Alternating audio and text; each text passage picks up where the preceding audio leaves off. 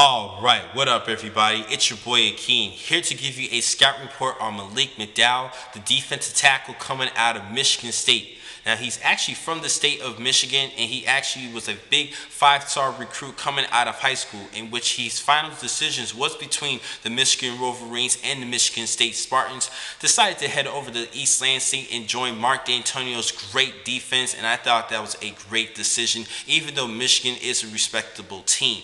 Now, let's talk about what he's been doing during his career. As a true freshman, he actually did play some time. He was used more of a supporting role during that season, but he did garner freshman All-American honors at the end of the year with just 1.5 sacks within 15 tackles. Now, the following season, that's when he emerged and became a star. He was second-team All-Big Ten selection with 43 tackles to go along with 13 tackles for loss and 4.5 sacks. Had a big season, and I had high hopes in 2016.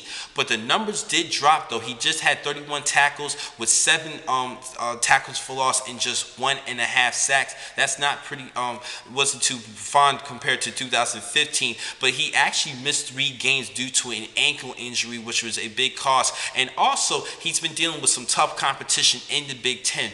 In my opinion, they're actually just a close second to the SEC conference as far as how competitive the conferences are. Big Ten is actually rising up, and it could be actually the best conference in the next couple of seasons, but we will see. That is a bold prediction. SEC, no disrespect, but the SEC is actually starting to get some competition, particularly we've been seeing in the bowl matches, but I'll talk about that later.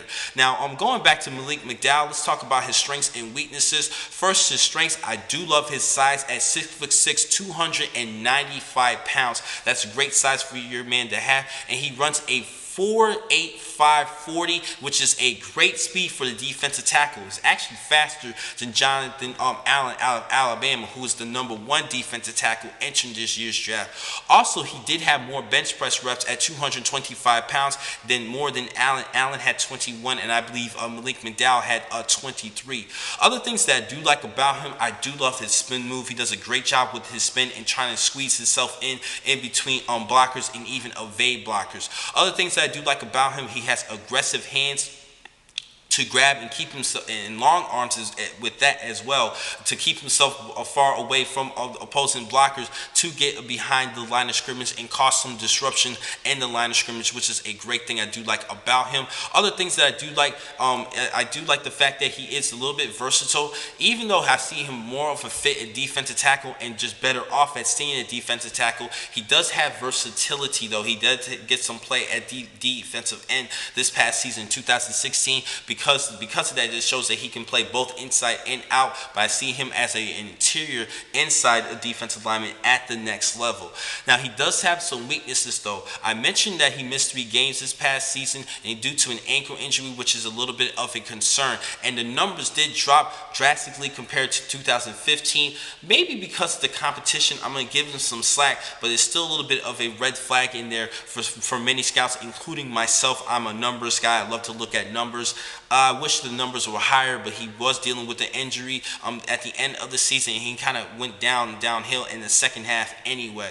Now, other things that he does need to work on, he needs to build on working up more moves to get past opposing blockers. He depends way too much on that spin move. He needs to do a better job in trying to pick up different moves. Now, he does a pretty good grab and rip pull sometimes, but he doesn't use it enough. He uses the spin way too much, in which it can be very predictable.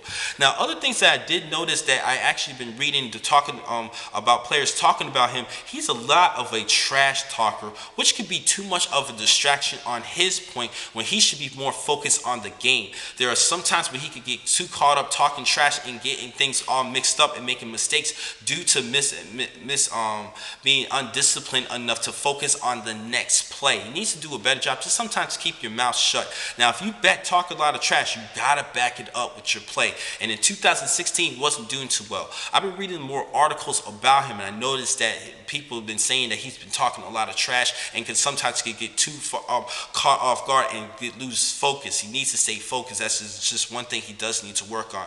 But I still think that he's a good player. Some things that he just needs to work on a little bit as far as his spin move and not his spin move, but other moves to get behind the line of scrimmage, and just a couple of key things. Also, he could stand up a little bit too tall. He needs to do a better job bending the knee, and even to being a better overall edge rusher with the decent speed at 4.85. I wish he was just a little bit better off the edge and cutting the corner to be a good dominant defensive end. But like I said, he's a better fit at defensive tackle.